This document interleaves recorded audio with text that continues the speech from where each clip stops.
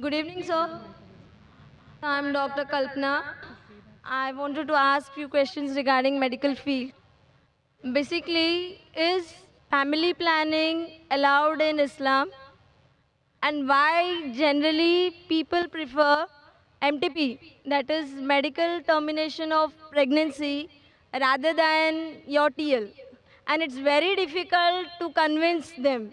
For a TL, it's very easy for them to do a MTP. Why is it so? Sister being a medical doctor, she has given some short forms, MTP, TL, which may go bouncer to the most of the audience, but I being a medical doctor, I know what she's meaning. Sister asked the question about the concept of family planning in Islam and why it's easier to convince the Muslim to do MTP, means medical termination of pregnancy, rather than TL. TL means tubal ligation. That is a permanent method of family planning. So I'll club both together. As far as family planning is concerned, it's a very big concept, planning the family. And mainly people plan the family and they want to prevent having children, etc. So what does Islam say about this? As far as family planning is concerned, all permanent methods, whether it be tubal ligation, TL, what you mentioned, whether it be vasectomy, any permanent method of family planning in Islam is prohibited. Secondly, any abortion, any MTP, medical termination of pregnancy, it is prohibited because you're killing a life, unless it is a danger for the life of the mother. If the mother's life is in danger, that maybe she has multiple cesarean sections, and if the doctors say that she has had 4 or 5 cesarean sections, one more cesarean section means detrimental to her life, or she has some heart problem and she cannot take the strain of undergoing one more pregnancy. So in this case, the Islamic Sharia says, let a small loss take place to prevent a big loss. The life of the mother is more important than the life that is going to come in this world. In this situation, these methods can be used as a last resort. Any permanent method, whether it be tubal ligation, whether it be vasectomy, whether it be medical termination of pregnancy, only in these cases. Any other cases, it is not allowed. Why it's prohibited, all these methods? Because Quran clearly states in Surah Anam, chapter number 6, verse number 151, that kill not your children for want of sustenance, for it's Allah subhanahu wa ta'ala who will give sustenance to you and your children. Allah repeats that message in Surah Isra, chapter number 17, verse number 31. Kill not your children for want of sustenance, for it is Allah who will give sustenance to your children and you. For killing of children is a major sin. So based on this, killing any human being is prohibited. Even the life that's going to come in this world, all types is prohibited. As far as the other temporary methods are concerned, there are different opinions in the scholars. First, the most common is the copper T. Now, in copper T, when I was in the medical college, I was taught that it is a contraception. But what happens in the copper T? The ovum and the sperm have already joined to form the zygote.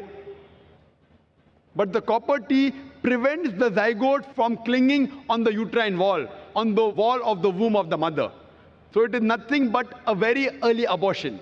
So Islamically, those people who know about the medical science, even copper T is prohibited. As far as there may be difference in the other temporary method, whether it be condom, whether it be other method, once a person came to the Prophet and told him that I used to do uz, that is coitus interruptus. I have to stop the act so that the fluid doesn't enter the body of the wife. And the Prophet was silent. Those people who are in favor of certain temporary method, they say Prophet was silent, he gave permission. The other group, Prophet was silent, he didn't give permission, difference of opinion. But I go back. What is the reason that a person wants to do family planning is my basic question. See, normally a doctor, when a person has a headache, you give aspirin, you give crocin. It is not a cure. It is a symptomatic treatment that the threshold of pain is increased, so you don't feel the pain. But that is not actually curing the disease. The best way to cure is to kill the germs. So first let us find out, why do different human beings want to do family planning? Whatever reason you have, you can broadly club them into two broad categories. The first category is for poverty. I'm poor. If I have many children, for me to live itself, hand to mouth. If I have children, then I will also die.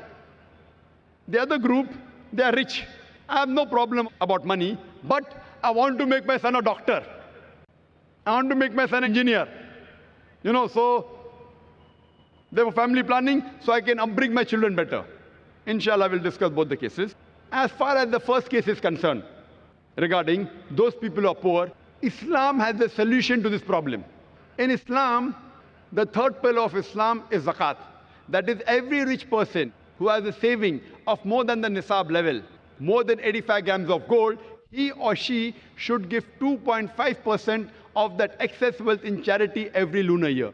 If every rich human being gives zakat, poverty will be eradicated from this world. There will not be a single human being who will die of hunger. So if your problem is poverty, Islam has a solution.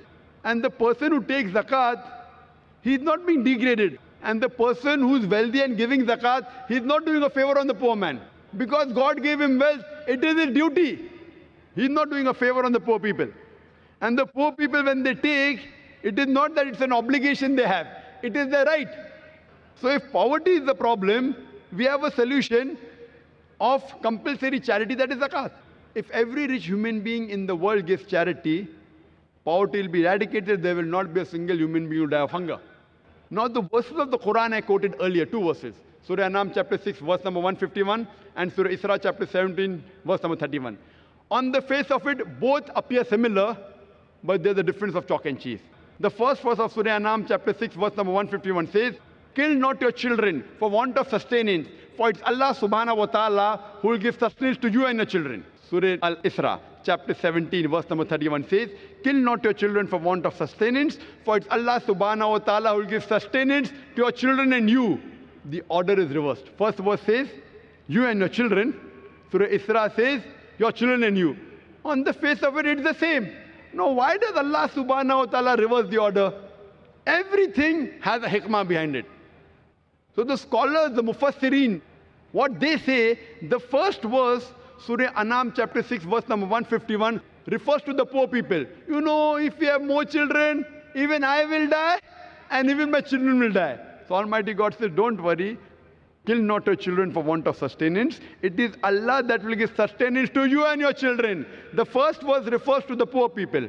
The second verse for the rich people, I've got no problem of money, but if I have spacing, if I have less children, I'll make them doctors, I'll make them engineers. So Allah says, kill not your children for want of sustenance. It is Allah will give sustenance to your children and you. Order is reversed. Now what is the solution for people who are rich? That's the second category. Just for your knowledge, I would like to tell you that I am the fifth child of my parents. If my parents would have done family planning, I wouldn't have been here. Do you think I'm a boon or a bane for society? In the world, in society, best profession, doctor, medical doctor. Best is medical doctor, nothing better than that. Alhamdulillah, even after being the fifth child, I became a medical doctor. But I became a doctor to serve humanity, but when I found a better profession, Allah says in Surah Fussilat chapter 41, verse number 33, وَمَنْ أَحْسَنُ قَوْلًا مِمَّنْ دَعَا إِلَى اللَّهِ وَعَمِلَ صَالِحًا قَالَ إِنَّنِي مِنَ الْمُسْلِمِينَ. Who is better in speech than one who invites to the way of thy Lord, works righteousness, and says that I am a Muslim? When I found a better profession, I changed from a doctor of body to a doctor of soul. If I was a medical doctor, I am surely there is more than 1 lakh people here. They wouldn't have come for my talk. They have come because I've changed from a doctor of a body to a doctor of soul. I am asking you, I am the fifth child of my parents. Am I a boon or am I a bane for society? People have a misconception that if you have less children, you can have spacing and you can bring them up well. If you check the list of all the Nobel Prize winners and people who have got awards, best in world, best in science, best in sports, they aren't the first child. They are not the only children. Some may be. Some are second child, some are third, some are fifth. It's mixed. It's a misconception. Allah subhanahu wa ta'ala has given a natural method of spacing. In Islam, the moment a child is born, the mother should breastfeed the child. But today in modern world, they don't want to breastfeed because it spoils their figure. The best food, according to medical science, that you can give to your child is the breast milk. And if you breastfeed your child, automatically there is lactation amenorrhea. You being a doctor, you know, there's lactation amenorrhea. That means she will not conceive. Though it's not 100% safe, but the chances she'll conceive is very little. So automatically, Almighty God has given spacing. And population, sister, it is not a bane, it is boon. You know, we say in our country, in India, hum do, hamare do. We two and our two. एक के बाद अभी नहीं, दो के बाद कभी नहीं. After one, not now, after two, never. So these are slogans in India because Indian government doesn't know how to take care of the population. If you go to America, the children wear a t-shirt. I am my father's tax saver. The more children you have, the less tax you have to pay. You go to Australia, you go to Canada. The moment a child is born, the government gives them allowance. Every child, every month you get allowance. So the government of US, Canada, Australia, they're encouraging population. Why is the government of India discouraging? So it's problem with the government policies, it is not with population. And do you know today, the two countries which are competing for being superpower is China and India. China has the maximum population in the world. India is number 2. Today, India and China, they are competing to be the superpower. Why? Because both of them have got manpower. When I say manpower, it means human power. It includes the women also. China and India have got human power. That's the reason today you find America coming here to invest money. You find the Westerners coming to invest money here. You see the stock marketing going high. Why? Because of population. So population, it is a boon, it is not a bane. So even if you want to make your children doctors and engineers, don't think you never know your 5th child may become a doctor or your 2nd child. It is not that if you have more children, then you can space them better. Now there's a third category, a unique category. Once someone told me, Brother Zakir, I'm rich. I'm not bothered about bringing up children. You know, I'm rich, so no problem of money. And I'm not bothered about making my son a doctor or engineer. I want to enjoy life. Third category. So I told him, even for you, if you want to enjoy life, the best is marry early, have children early, so that you can retire early. You know, there are certain communities in India, you know, Gujaratis and all, they marry early, 19, 20, 21. They have children immediately. By the time they reach 35 to 40, their children, they are on the seat of the business. So at the age of 40, they can retire. They retire at the age of 60 and 70. At the age of 40, their children are taking care of the business. They can enjoy life. So even if you want to enjoy life, marry early, have children, relax, and enjoy life. Therefore, personally, as far as my opinion is concerned, I believe with those group of scholars.